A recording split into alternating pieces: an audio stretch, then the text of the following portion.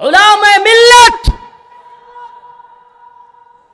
আল্লাহর ওই সমস্ত বান্দা যারা হাসিনার জুলুমের ভয় করবে না, মোদির জুলুমের ভয় করবে না, ডক্টর ইউনূস কিংবা নেতানিয়াহু কিংবা করবে না, গোলামি করবে না। আল্লাহর জমিনে একমাত্র আল্লাহর কথা বলবার জন্য জেল, জুলুম, রিমান্ড, ফাঁসি যা মন চায় হোক, উম্মতকে দ্বীনের পক্ষে, ঈমানের পক্ষে, রাষ্ট্রের বিরুদ্ধে, সরকারের বিরুদ্ধে, যে কারো বিরুদ্ধে কথা বলে হলেও উম্মতকে সঠিক পথ দেখাবে, তারাই হলো উলামায়ে মিল্লাত। প্রিয় ভাইরা আমার, যে আয়াতে কারিমা তিলাওয়াত করেছিলাম, আমি সেই আয়াতের আলোচনার দিকে ফিরে যাচ্ছি। ইয়া আইয়ুহাল্লাযীনা আমানু ইসতাঈনু বিস-সাবরি ওয়াস-সালাহ ইন্নাল্লাহা মা'আস-সাবিরিন ওয়া লা তাকুলু লিমান ইউকতালু ফী সাবিলিল্লাহি আমওয়াত বাল আহইয়াউ ওয়ালাকিন লা তাশউরুন ওয়ালানাবলুওয়ান্নাকুম বিশাইইন মিনাল খাউফি ওয়াল জুউ' ونقص من الأموال والأنفس والثمرات وبشر الصابرين الذين إذا أصابتهم مصيبة قالوا إنا لله وإنا إليه راجعون। ও প্রিয় মুসলমান, টাঙ্গাইলের মুসলমান, আপনাদেরকে বলি, আপনি আমি, আল্লাহ মাফ করুক, কত ধরনের গুনাহের মধ্যে জড়ায়া যায়। একজন আলোচক, একজন বক্তা যদি স্টেজের মধ্যে হঠাৎ করে মৃত্যুবরণ করতে পারে, হঠাৎ করে কথা বলতে বলতে সে এই দুনিয়া ত্যাগ করতে পারে, আমি আপনি আমরা কেউ চিরস্থায়ী নই। সকলেই একটা আয়াতে কারিমা খুব ভালোভাবেই জানি, সকলেই এই আয়াতটা পড়তে পারি, কুল্লু নাফসিন যায়িকাতুল মাউত, কুল্লু নাফসিন যায়িকাতুল মাউত, প্রত্যেক প্রাণী মৃত্যুর স্বাদ আস্বাদন করবে। ইযা জাআ আজালুহুম লা ইস্তাখিরুনা সাআহ ওয়ালা ইস্তাকদিমুন। আল্লাহ বলেছেন, যখন যার মৃত্যু থাকবে, যখন যার মৃত্যু যেখানে থাকবে ঠিক সেখানেই হবে। কারো রাজনৈতিক, কারো অর্থনৈতিক কিংবা কারো যশ খ্যাতির বিভিন্ন দিকে যদি পরিকল্পনাও থাকে, আল্লাহ বলেন ওয়া মাকারু ওয়া মাকারাল্লাহ ওয়াল্লাহু খায়রুল মাকিরিন। তোমরা প্ল্যান করতে থাকো, পরিকল্পনা করতে থাকো, ষড়যন্ত্র করতে থাকো, কিন্তু আল্লাহ হলেন উত্তম পরিকল্পনাকারী। এজন্য বলি, ও টাঙ্গাইলের মুসলমান, প্রিয় ভাই, প্রিয় বাবা, আমাকে আপনাকে সবাইকে দিন শেষে কার কাছে ফিরে যেতে হবে? আরো জোরে আওয়াজ করে বলেন, কার কাছে ফিরে যেতে হবে? এই গতানুগতিক চিন্তাটা না করে একটু গভীর থেকে একটু চিন্তা করেন, ফিল করেন যে আমি আজকে রাত্রে চলে যাব, আমার কি সামিয়ানা তৈরি আছে, সামানা কতটুকু তৈরি করছি, কতটুকু আমল করেছি, আজকেই ফজরের নামাজ পড়েছি কিনা, আল্লাহর কাছে কি জবাব দিব যদি চলে যায়। টাঙ্গাইল শহরে বড় বাড়ি করবার পরিকল্পনা, টাঙ্গাইলের বিভিন্ন জায়গায় জায়গা রাখার পরিকল্পনা, বিভিন্ন ব্যবসা প্রতিষ্ঠান করার পরিকল্পনা আমি করতেছি, কিন্তু আমি কি জানি আমি কতদিন এই পৃথিবীতে থাকবো? কিছুই জানি না। গুনাহ করেই চলছি, হতাশার এক জিন্দিগি। বড় নেতা, বড় দলের আমির, বড় দলের শায়েখ, বিশাল অমুক তমুক, কিন্তু খবর নিয়ে দেখেন অন্তরের মধ্যে প্রশান্তি নাই। অন্তরের মধ্যে কি নাই? প্রশান্তি নাই, শান্তি নাই। কলবে সালিম, অন্তরের মধ্যে যে অন্তর কলব যে একেবারে স্থিতিশীল হবে কিংবা আল্লাহর দিকে মুতমাইন হবে, একমাত্র আল্লাহর দিকেই ফিরে যাবে, এমন কলবের যেই মজা এই মজা এই দুনিয়াবি হাইসিয়তের নেতা নেত্রী, দলের আমির, দলের শায়েখ বড় কিছু হইতে পারে, টাকা পয়সা বাড়িওয়ালা গাড়িওয়ালা হইতে পারে, কিন্তু ওই কলবের ওই অন্তরের প্রশান্তি সে জীবনেও পাবে না।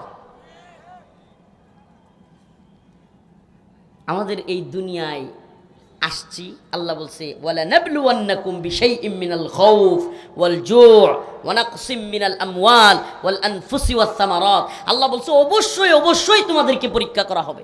এই দুনিয়ায় নেতৃত্ব একটা পরীক্ষা, এই দুনিয়ায় যশ খ্যাতি একটা পরীক্ষা, এই দুনিয়ায় টাকা পয়সা একটা পরীক্ষা, এই দুনিয়ার সন্তান সন্ততি একটা পরীক্ষা। সর্ব হালতে আমরা প্রত্যেকেই পরীক্ষার মধ্যে আছি। কিসের মধ্যে আছি? পরীক্ষার মধ্যে আছি।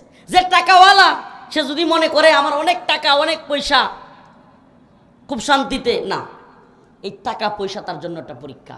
যার সন্তান বেশি তার জন্য এটা পরীক্ষা, যার যশ খ্যাতি বেশি তার জন্য এটা পরীক্ষা। ওয়ালা তুসআলুন্না ইয়াউমাইযিন আনিন নাঈম। প্রত্যেক নিয়ামত প্রাপ্তকে তার নিয়ামতের ব্যাপারে জিজ্ঞাসা করা হবে। এই কথাগুলো এখন পর্যন্ত কেন বললাম?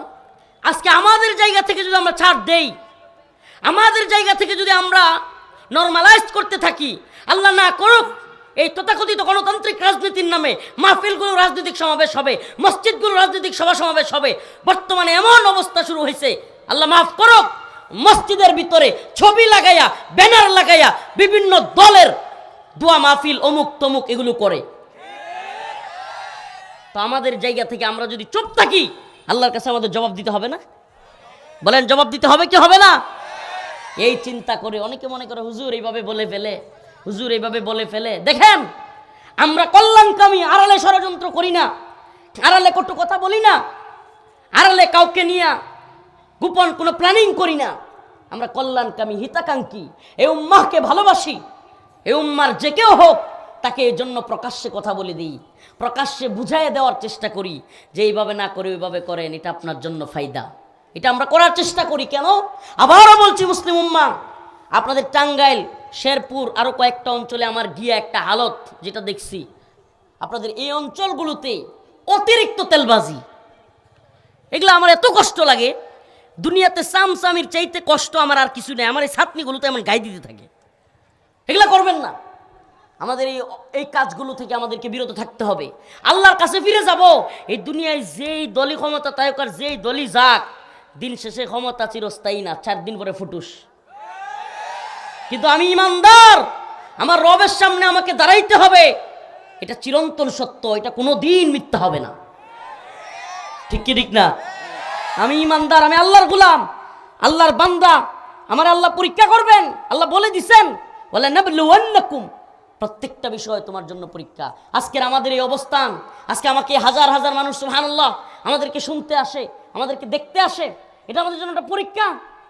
পরীক্ষা। আজকে যদি আমি আপনাদের সামনে মূল মেসেজটা না দেই, আজকে যদি আমি আপনাদের সামনে ইসলামের মৌলিক কথাগুলো, কোরআনের মৌলিক কথাগুলো তুলে না ধরি, আল্লাহ তাআলা বলছেন ইন্নাল্লাযীনা ইয়াকতুমুনা মা আনজালাল্লাহু মিনাল কিতাব ওয়া ইয়াশতারুনা বিহি সামানান কলিলা উলাইকা ইয়ালআনুহুমুল্লাহ ওয়া ইয়ালআনুহুমুল লাঈনুন। যে যারা অল্প মূল্যে আল্লাহর কোরআনকে গোপন করলো, অল্প সামানান কলিলা, অল্প মূল্যে, অল্প মূল্যে মানে কোরআনকে যত মূল্যেই বিক্রি করুক এটা অল্প। কোরআনের কথাগুলো, দ্বীনের মৌলিক কথাগুলো কেউ যদি গোপন করে, সে যত টাকা দিয়েই বিক্রি করুক সেটা কি? অল্প। প্রিয় ভাইরা আমার, এই জন্য এই ওয়ায়াশতারুনা বিহি সামানান কলিলা, অল্প মূল্যে কোরআন বিক্রি করা, কোরআনের কথাকে গোপন করা, এটা কোনো দায়ীর সিফাত হইতে পারে না, কোনো আলেমের সিফাত হইতে পারে না। আল্লাহ বলছে উলাইকা ইয়ালআনুহুমুল্লাহ ওয়া ইয়ালআনুহুমুল লাঈনুন, এরা আল্লাহর পক্ষ থেকে লানত প্রাপ্ত হবে, এবং দুনিয়ায় যে সমস্ত মানুষ কষ্টে নির্যাতিত হয়ে লানত দেয় তাদের পক্ষ থেকেও লানত প্রাপ্ত হবে।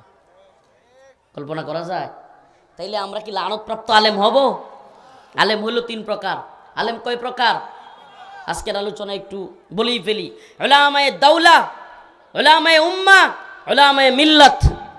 আলেম কয় প্রকার? জানা নেন আলেম কয় প্রকার? এই যে আপনারা যে খালি কন অমুক হুজুরেও কয় হক, অমুক হুজুরেও কয় হক, সব হুজুরে কয় হক কানি। মূলত হক কোনটা? মূলত সত্য কোনটা? কন্যা কন্যা কথা বলেন না, বলেন কি বলেন না? এই হুজুরও হক, ওই হুজুরও হক, সবই তো বলেন, মূলত হক কোনটা? আমি আপনাদেরকে বলি, হক আপনি চিনতে পারবেন। স্বর্ণ যেমন কষ্টি পাথর হলেই চেনা যায়, আলেমদের প্রকার বেদ বুঝলেও আপনি বুঝতে পারবেন কে হক কে বাতিল। প্রিয় ভাইরা আমার, বন্ধুগণ আমার, এই জন্য আজকে আলেমদের প্রকার একটু বলেই নেই। 3 প্রকার আলেম। কয় প্রকার? উলামায়ে দাওলা, উলামায়ে উম্মাহ, উলামায়ে মিল্লাত। উলামায়ে দাওলা কারা? রাষ্ট্রের আলেম। কিসের আলেম? রাষ্ট্রের আলেম। প্রেজেন্ট গভর্নমেন্ট পার্টি, এটা আবার কি? যেই সরকার যখন ক্ষমতায় ওইগুলোরই সামসামি করবে। কি প্রেজেন্ট গভর্নমেন্ট পার্টি মানে যেই সরকার, আপনারা দেখেন না, আস্তাগফিরুল্লাহ, আমি নাম বলবো না, সাবধান, আপনারাও নাম বলিয়েন না, নাম বললে স্যার কি থাকবে না, নাম বলার দরকার নেই। এমন অনেক হুজুর এদেশে ছিল, আছে, যারা আওয়ামী লীগের সময়ও বিশাল সম্মানের সাথে ছিল, এখনও আছে। সামনে যদি অন্য দলও আসে তাইলেও সে থাকবেই। সে হলো প্রেজেন্ট গভর্নমেন্ট পার্টি। তারা কি? প্রেজেন্ট গভর্নমেন্ট পার্টি, মানে অল টাইম সরকারি দল। এদের নাম হলো উলামায়ে দাওলা। উলামায়ে দাওলা রাষ্ট্রের আলেম।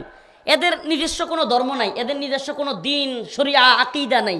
সরকারের যে ধর্ম তাদেরও সেই ধর্ম, সরকারের যে আমল তাদেরও সেই আমল, সরকার যেই পথে সেও সেই পথে, সরকার যে ফতুয়া চায় সে সেই ফতুয়া দেয়। বুঝাইতে পারছি? এদের নাম উলামায়ে দাওলা, রাষ্ট্রের আলেম, রাষ্ট্রীয় আলেম। এদের কোনো নিজস্ব ধর্ম নাই, এদের দিন শরিয়া নেই। এরা দিন শরিয়া টাকা, যশ খ্যাতি কিংবা পেট আর পকেটের কাছে বিক্রি হয়ে গেছে। নাম্বার 2 উলামায়ে উম্মাহ। নাম্বার 2 হলো, শুনতে একটু ভালো লাগে কিন্তু এই শ্রেণী আবার আরেক তেলবাজ। এরা কি? এই শ্রেণী হলো যেই এলাকায় যেই তরিকার মানুষ বেশি, ওই এলাকায় গিয়া ওই তরিকায় কথা বলে। যে এলাকায় যেই দিকে ছাতা ধরা লাগে, ওই যে বৃষ্টি যেদিকে কয় না ছাতা, ওই দিকে, এই টাইপের এরা হলো উলামায়ে উম্মাহ। মানে জাতি যেটা শুনতে চায়, মনে করেন এখন সংখ্যাগরিষ্ঠ মানুষ, গণতান্ত্রিক মোল্লা মৌলবী আর কি, এরা যে কখন মনে করেন সংখ্যাগরিষ্ঠ মানুষ বলতেছে যে আর এই জামানায় কি পর্দা টর্দা চলে, প্রধানমন্ত্রী, বিরোধী দলীয় নেত্রী সবাই পর্দা করে না, এই মুখ টুক ডাইকা রাখে না, এখন কি এই আগের যুগের মতো পর্দা চলবে? এখন এরা নতুন নতুন ফতোয়া ডেলিভারি দিবে। উলামায়ে উম্মাহ এরা হলো ওই সমস্ত লোক যারা কিনা আল্লাহর মূল শরিয়াকে, আল্লাহর কোরআনকে, আল্লাহর দ্বীনের বিধানকে কাটছাট করে মানুষের সামনে প্রেজেন্ট করে, যাতে মানুষ তার প্রতি খুশি হয়। যেখানে যেই সমস্ত লোক মানুষ বেশি থাকে, যেই দলের যেই পথের লোক বেশি থাকে, সেখানে ওই লোকগুলোরে খুশি করবার জন্য কথা বলে। নাম্বার 3, এই শ্রেণীটাকে চিনে রাখতে হবে, উলামাটাকে চিনে রাখতে হবে।